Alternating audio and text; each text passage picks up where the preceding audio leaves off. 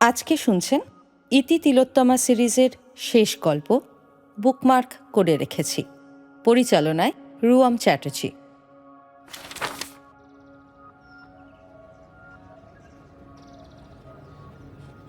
কলেজের সেই সময় যখন ক্লাসের থেকে বেশি ইম্পর্টেন্ট ছিল ন্যাশনাল লাইব্রেরি, সেই ছিল আমাদের গল্পের নিঃশব্দ দর্শক, আমার আর তার। আমি ঋদ্ধি, প্রেসিডেন্সি কলেজে ইংলিশ অনার্স পড়ছি। বইয়ের গন্ধ, পুরনো কবিতা আর এক কাপ চা, এই নিয়েই ছিল আমার ছোট্ট জীবন। সেই দিনটা মনে আছে, একটা বুধবারের বিকেল। আমি পাবলো নেরুদার সিলেক্টেড পোয়েমস খুঁজতে গেছিলাম। এই বইটা রেড ছিল, আর সেখানেই আমার দেখা হলো তার সাথে। ব্লু পেন, ব্ল্যাক কুর্তা, চোখে ঘুম, হাতে কফি। হাত দিয়ে আন্ডারলাইন করছিল একটাই লাইন বারবার, I love you as certain dark things are to be loved in secret between the shadow and the soul. নাম অনুজ। স্কটিশ চার্চে হিস্ট্রি অনার্স নিয়ে পড়াশোনা করে। বইয়ের মাঝে গল্প খুঁজত, আর সব কিছু ভুলে গিয়ে বসত লাইব্রেরির ওই কোণার টেবিলে। রোজ দেখা হতো। প্রথমে ছিল চোখের ইশারায় কথা, পরে এক কাপ চা, একটা দুটো কবিতা আদান প্রদান, আর তারপর গল্প শুরু হলো। একদিন অনুজ জিজ্ঞেস করলো, তোমার মনে হয় কিছু গল্প শুধু লাইব্রেরির মধ্যেই থাকে, বাইরে গেলে শেষ হয়ে যায়? না, কিছু গল্প তো বুকমার্ক হয়ে থাকে। হঠাৎ মনে পড়ে যে একটা জায়গা ছিল যেখানে আমরা থেমেছিলাম। বৈশাখের বৃষ্টি পড়ছিল লাইব্রেরির জানলার কাছে, কিন্তু মনে হয়েছিল প্রতিটা ফোঁটার শব্দ আমার মনের ভিতর বাজছে। অনুজ একদিন বলল, জানো ঋদ্ধি, একদিন না তোমায় নিয়ে একটা বই লিখবো, আর ঠিক এই টেবিলটা থেকেই শুরু করব। আমি চোখ বুঝলাম।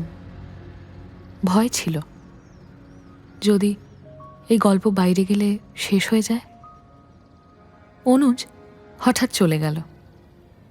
টেবিলটা খালি, শুধু আমি আর আমার ছায়া থাকলো লাইব্রেরির ওই পুরনো বেঞ্চে।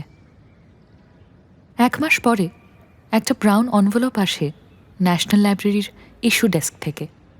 ভিতরে একটা চিঠি।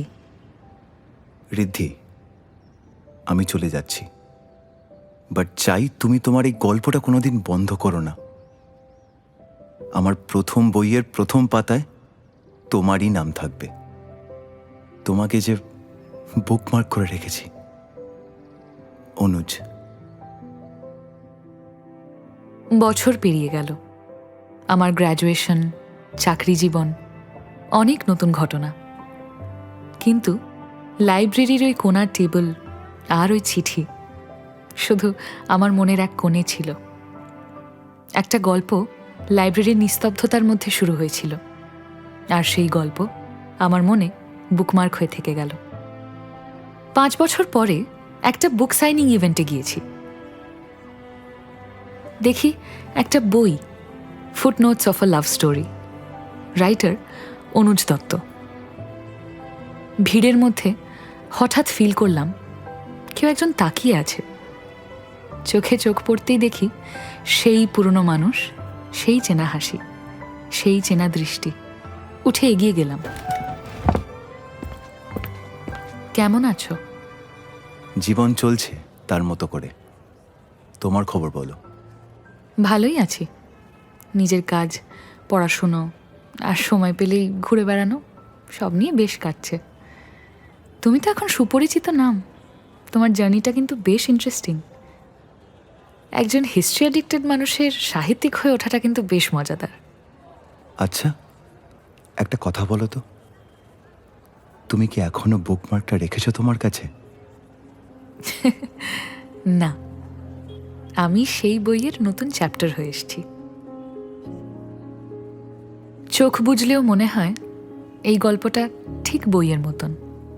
প্রথম পাতায় ছিল একটা গল্প, মধ্যে কিছুটা ব্ল্যাঙ্ক স্পেস, তারপর আবার নতুন শুরু। লাইব্রেরির ওই নিস্তব্ধ কোণায় আমার গল্প শুরু হয়েছিল, আর একজন মানুষ যে আমার গল্পের বুকমার্ক। তোমার লেখা আমার বইতে থাকবে, যেখানে আমার গল্পের বুকমার্ক তুমি। গল্পগুলো শেষ হয়ে যায়, কিন্তু তার মধ্যে কিছু গল্প আমার জীবনের বুকমার্ক হয়ে থাকে। ন্যাশনাল লাইব্রেরির নিস্তব্ধতার মধ্যে, যেখানে পৃথিবী চুপ থাকে, আমার প্রেমের গল্প আজও চলছে, নতুন নতুন পৃষ্ঠা ভরে উঠছে, আর সেই শুরুর গন্ধ আজও আমার মন ভরিয়ে দেয়। শুনলেন আজকের গল্প বুকমার্ক করে রেখেছি। গল্পকার রুয়াম চ্যাটার্জি, ন্যারেশন এবং ঋদ্ধির চরিত্রে তিতাস ভট্টাচার্য, অনুজের চরিত্রে অনিক চ্যাটার্জি, সাউন্ড রেকর্ডিংয়ে উজান সেনগুপ্ত, সাউন্ড ডিজাইনে শুভাশিস বিশ্বাস, সাউন্ড মিক্সিং এবং মাস্টারিংয়ে Arjun Chatterjee, produced by Blooper House studios.